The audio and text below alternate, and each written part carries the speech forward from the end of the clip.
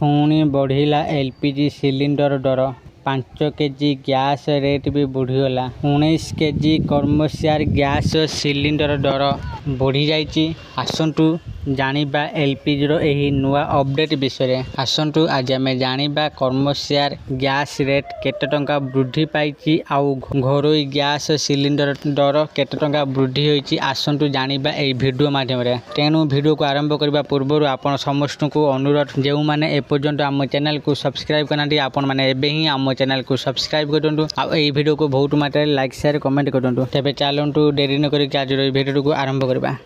एकाथरक प्राय 1000 बढ़िला एलपीजी दर। आज कर्मचार LPG cylinder दर पिछा 993 टंका वृद्धि पाई। 19 केजी कर्मचार गैस सिलिंडर दर 993 टंका वृद्धि पाई। यही वृद्धि सह दिल्ली रे कर्मचार गैस सिलिंडर दर 3061 टंका 50 पैसा होइछि।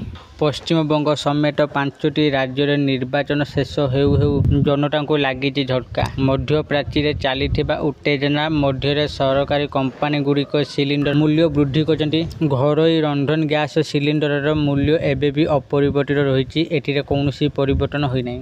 कोलकाता एक सिलिंडर 2208 परिवर्ते 3202 की वृद्धि पाई। सेहीपरि मुंबई रे एक वाणिज्यिक सिलिंडर मूल्य 3024 होई। वाणिज्यिक सिलिंडर मूल्य निरंतर वृद्धि पाइबार लगी। पूर्व 1 एप्रिल रे सिलिंडर 195 टंका वृद्धि करथिले विभिन्न कंपनी।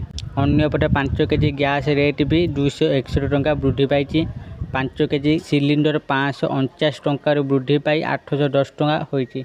आशा करछि आपण मानको आज भिडियोटी निश्चित भाव में भल लगी। आपण मैंने ये भिडियो माध्यम बुझाई 19 केजी कर्मचार गैस रेट एवं केते टंका वृद्धि पाई। जदि आपण मानको ये भिडियोटी भल लगी दयाकोरी ये भिडियो को बहुत मात्रा लाइक शेयर कमेंट करंतु। आ जो मैंने एपर्यंत आम चैनल को सब्सक्राइब करनांती आपण मानको अनुरोध आपण माने एबे ही आम चैनल को सब्सक्राइब करंतु। आज पे एतिकी फोन देखाबो आ एक नुआ भिडियो रे सेते पर्यंत मु दीपू आपण मानकर विदा होउची। रहूची धन्यवाद।